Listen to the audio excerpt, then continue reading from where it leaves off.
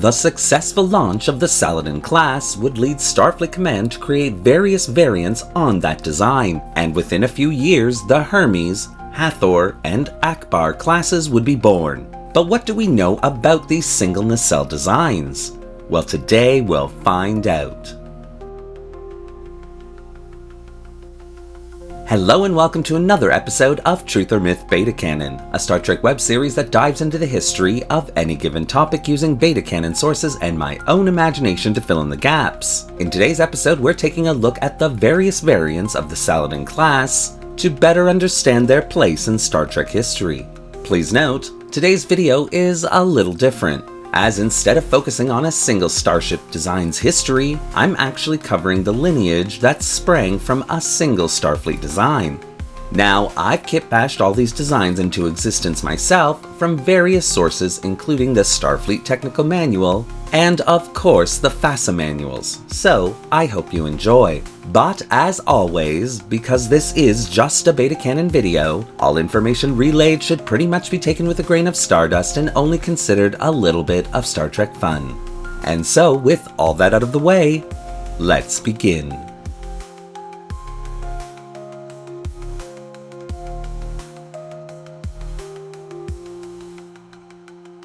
The United Federation of Planets was still basking in the glow of the Constitution class's launch when Starfleet Command ordered its design engineers to begin to develop several classes based on the Constitution class's design and technology. It was Starfleet Command's plan to replace all of its aging starship designs with these new ones, and to Starfleet's design engineers, it simply made sense to develop these classes directly from the components of the Constitution class. By using merely a saucer section and neck from the Constitution class, along with a single warp nacelle, they could cut construction time almost in half, and still have a powerhouse design with a much smaller target profile. And by 2248, the Saladin class would be born. Sitting at a length of 242.5 meters, the Saladin class would be designed to be operated by 200 officers and crew members. Utilizing all the latest advancements in duotronic technologies and warp system development, the Saladin class would have a standard safe cruising speed of warp factor 6, with an emergency maximum speed of warp factor 8 for 6-hour increments, all old warp scale of course. Advancements in warp theory and design would allow the Saladin class to sport only one warp nacelle attached directly to the neck section of the starship.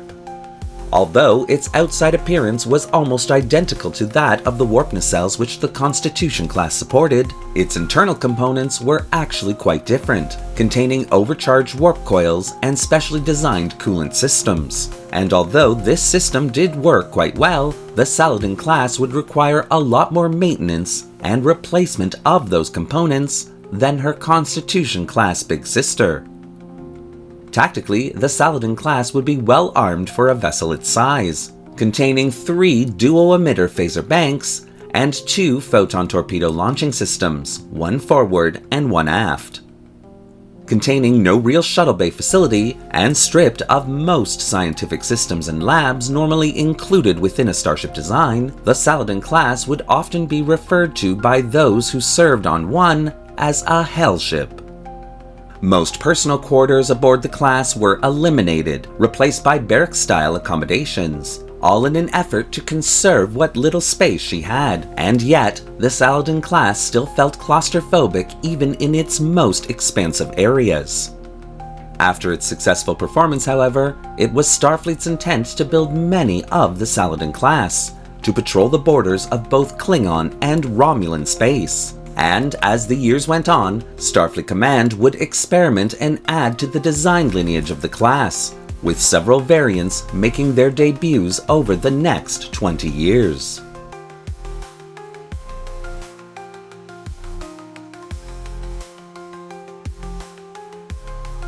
Built alongside the Saladin class, the Hermes class, though technically considered a variant of that design, would actually be a very different starship class altogether, thanks to its focus on being a scientific starship design. Experimentation on the single warp nacelle within the Hermes class would see a specialized bank of warp chillers added to the underside of the nacelle, which, although it would have no effect on the speed of the class, would extend the life of all of its components contained within the nacelle. Tactically, the Hermes class would contain only one dual emitter phaser bank and no torpedo launching system, though this would quickly change to include a single forward-facing torpedo launcher shortly after the class went into service. Unlike the Saladin class, the Hermes class would contain a specially designed shuttle bay complex, broken up into two separate bays by a retracting wall, located in the underside of the forward section of the primary hull. Though adequate for this class's use, the Hermes class would only contain a small amount of auxiliary spacecraft, all scientifically focused. Due to the space issues, once again, barrack-style quarters would be used while other facilities, such as the scientific ones, would be combined, making their use somewhat of a juggling act during intensive scientific investigations.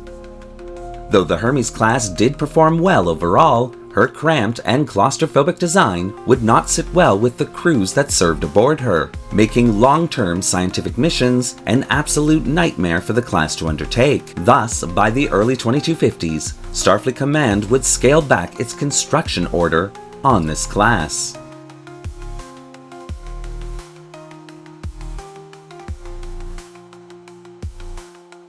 After the First Federation-Klingon War ended with the Federation victorious in 2257, Starfleet Command would once again take a look at the Saladin class, upgrading and redesigning it, and by 2259, the Hathor class would be born. Utilizing newly developed dualtronic technology that was almost 2 times less in size than that of current dualtronic technology, the Hathor class would gain a much more spacious feel compared to her Saladin class mother. The Hathor class's single nacelle would also include an expanded forward section, which not only would increase the lifespan of components within the nacelle to around standard for any starship class, but would also slightly increase the speed of this class. As a result, the Hathor class would have a standard safe cruising speed of warp factor 6, with an emergency maximum speed of warp factor 8.7 for 12-hour increments, all old warp scale of course. Addressing concerns over the Saladin class's lack of a fully stocked shuttle bay complex, yet not wanting to copy the design of the shuttle bays used in the Hermes class, Starfleet Starship design engineers would instead construct an additional aft section to this class, which would contain 2 shuttle bays as well as an improved impulse engine design for increased maneuverability.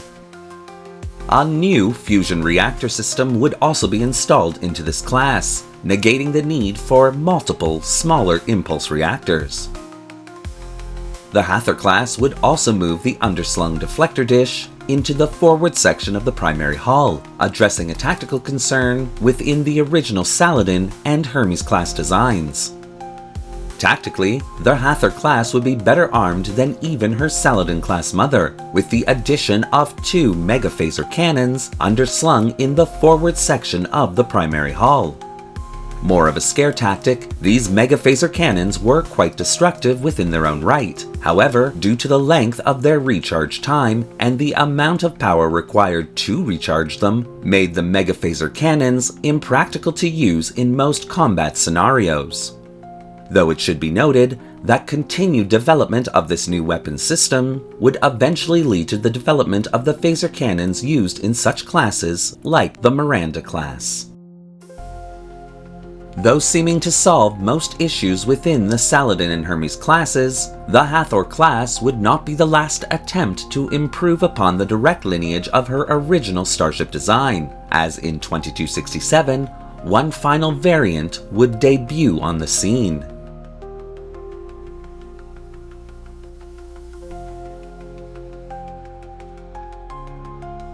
By 2265, Starfleet's shining jewel, the Constitution class, and all of the starship classes that had been developed from that original design were beginning to show their true age. With rumors of a new duotronic breakthrough being developed by the Daystrom Institute in conjunction with Starfleet's own Warp Development Center, Starfleet Command would approach that division asking for regular updates. And in 2267, when a new warp nacelle prototype was ready for testing, Starfleet Command would choose several classes to test this technology, one of them being the newly redeveloped version of the Saladin class, named the Akbar class. An essential step forward towards the refit Constitution class design, the Akbar class's new warp nacelle would give this class an edge in speed. Having a standard safe cruising speed of warp factor 6.5 with an emergency maximum speed of warp factor 9.3 for 12-hour increments, all old warp scale of course. Most of the rest of the Akbar class's design would be almost identical to that of her sister class, the Hathor class, though there were a few notable exceptions. Like the Hathor class, the Akbar class would contain the mega phaser cannons, though they would be moved to the top of the forward section in this new design, and have the ability for limited, lower power phaser bursts. The addition of the 2 shuttle bay complexes would also be included within this design. However, they would no longer be attached to the impulse deck, as that design would be converted back to a more standardized impulse deck design.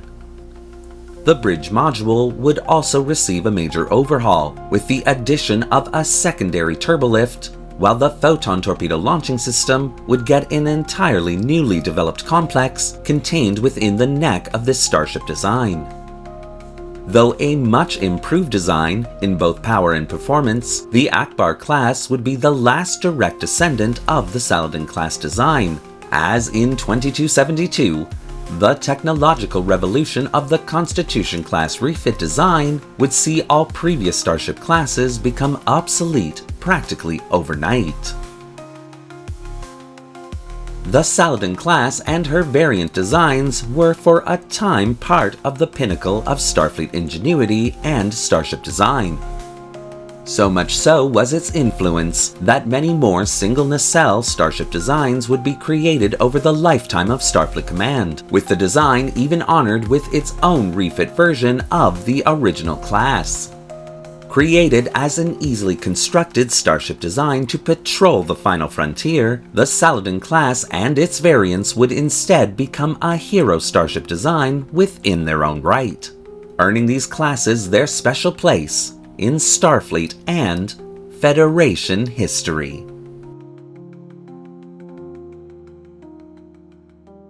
Thank you for watching today's episode of Truth or Myth Beta Canon. What do you think of the Saladin class and all her variants, and of course the historical narrative that I've created here? Do you want to see more videos on variant starship designs like this one? Well then, leave your comments in the section below, and don't forget to like the video and subscribe to the channel, hitting that little bell icon so you won't miss a single video we release. Want to help the channel create single nacelle designs to protect both the channel and the Federation from enemies beyond the final frontier? Then consider becoming a channel member subscriber or a channel patron. Both a major help that allows this channel to purchase resources and 3D models to keep it going. The link to both memberships is in the description below. Thanks again for watching, live long, and prosper.